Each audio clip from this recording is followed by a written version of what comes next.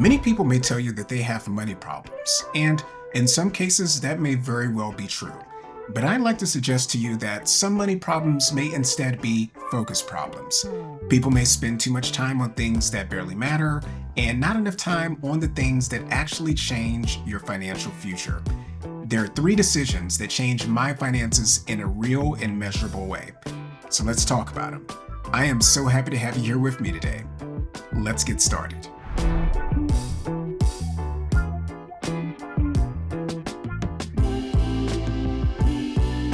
Now, there was a time when I spent too much energy on minor financial details.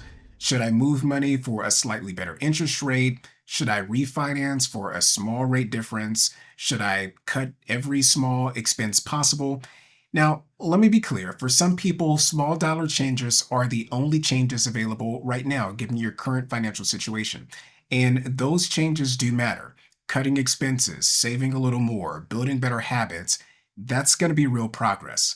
So this isn't about dismissing that. The problem is that when you become so focused on small dollar wins that you lose sight of the bigger opportunities. If you're spending hours trying to save $15 a month, but you haven't looked at things like increasing your income via another job, or maybe a hobby, or a business venture, or improving your savings rate over time, or starting to invest, then your focus may be too narrow. Small changes build discipline, but bigger decisions will change your trajectory. The shift for me was this. Before making a financial move, I started asking, is this the highest impact move that I can make right now? And if it wasn't, I redirected my time and energy. And that's what naturally led me to the next big decision.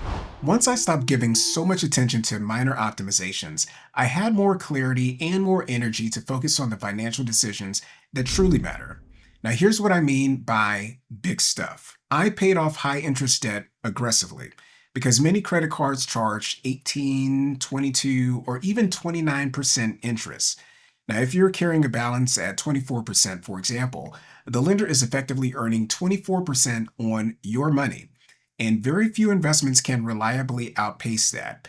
Eliminating that debt is the equivalent of earning a guaranteed 24% return.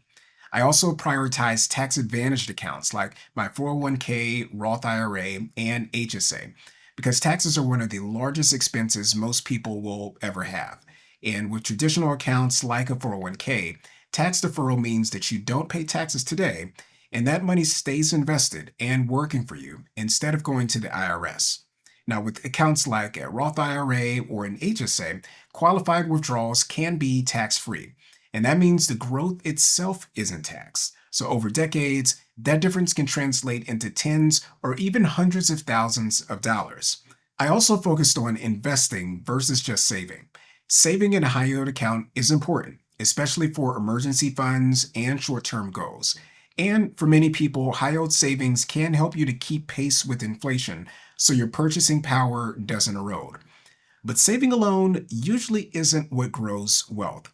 Investing is where you give your money the opportunity to grow meaningfully beyond inflation, and not by 1%, but potentially several percentage points above it over time. And historically, long-term investing has had the potential to outpace inflation by roughly 5 or 6 percentage points on average. Now, that's the difference between maintaining purchasing power and increasing it. And when it comes to savings, I did pay closer attention to my savings rate. Now, the more you save and invest now, the more time that money has to grow. Returns build on top of previous returns. Over years and decades, that creates exponential growth. Now, saving an extra percentage point today may not feel dramatic, but over time, it can materially change your financial outcome. So, these choices affect thousands of dollars, not tens of dollars. They impact decades, not weeks. And this doesn't require dramatic overnight change. But if you have high interest debt, create a plan to eliminate it. If you're not using tax advantaged accounts, start contributing what you can to those that you have access to. If you're only saving, begin learning how to invest. And if you're saving 3%, let's say, work toward 4% and 5%. Progress in big areas changes your trajectory. You don't need to optimize everything, but you need to focus on the decisions that carry the most weight. Once I stopped sweating the small stuff and started focusing on the big stuff, I had to decide what I actually wanted my money to do and how I could ensure my financial progress is sustainable.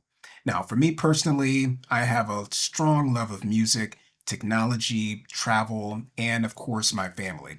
And they account for a large portion of my expenditures every year. But the right stuff is personal. You might want to spend heavily on shopping or dining, unique experiences, your education, or collecting certain things. Now, whatever right is for you, I have no judgment here, so long as your financial foundation is in place. I fully support you living your best life with all the money that you've worked so hard for. Now, I would just encourage you to make sure that your decisions are truly personal. Spend confidently in the areas that matter most to you and cut back in the areas that don't. Not because it looks impressive, not because someone else expects it, but because it aligns with what you care about the most.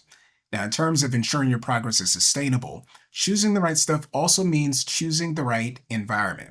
And that includes the right company, both professionally and personally. So, who you're around, who you work for, these are important things to consider. The right mentor, whether that's someone you know directly or a reputable source that you consistently learn from.